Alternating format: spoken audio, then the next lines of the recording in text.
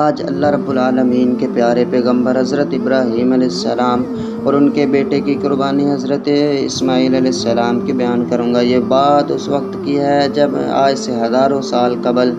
جب لوگ نمرود کی بادشاہی تھی، حکومت تھی، سلطنت تھی، جو اپنے آپ کو خدا سمجھتا تھا، اپنے آپ کو رب سمجھتا تھا۔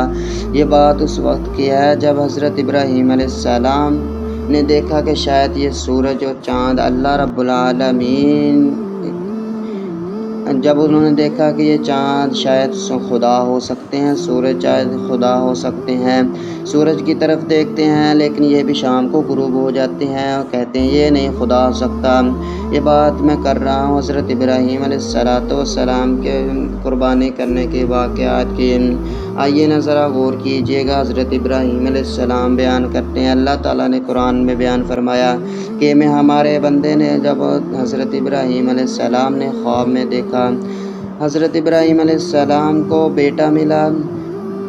بڑھاپے کی عمر میں جا کر بیٹا ملا، تو حضرت ابراہیم علیہ السلام کو خواب آیا۔ خواب میں کیا دیکھتے ہیں کہ میں اپنے بیٹے کو اللہ کے راستے میں قربان کر رہا ہوں، اللہ کے راستے میں قربان کر رہا ہوں، اپنے بیٹے کے گلے پر چھری چلا رہا ہوں۔ جب یہ بات حضرت ابراہیم علیہ السلام نے 3 دن خواب آیا، یہ خواب حضرت ابراہیم نے اپنے بیٹے کو سنایا، تو حضرت ابراہیم علیہ السلام کا بیٹا بڑا فرما بردار تھا، اللہ کا مطیع بندہ تھا۔ انہوں نے اپنے بابا کو ادباً کہا کہ یہ اللہ کی طرف سے خواب ہے، اس کو فوراً پورا کیا جائے، اس کو فوراً پورا کیا جائے۔ تو اس طرح حضرت ابراہیم علیہ السلام کے بیٹے حضرت اسماعیل نے یہ بات کہی، تو ابراہیم علیہ السلام اپنے بیٹے کو لے کر اللہ کے راستے میں قربان کرنے کے لیے چل پڑے۔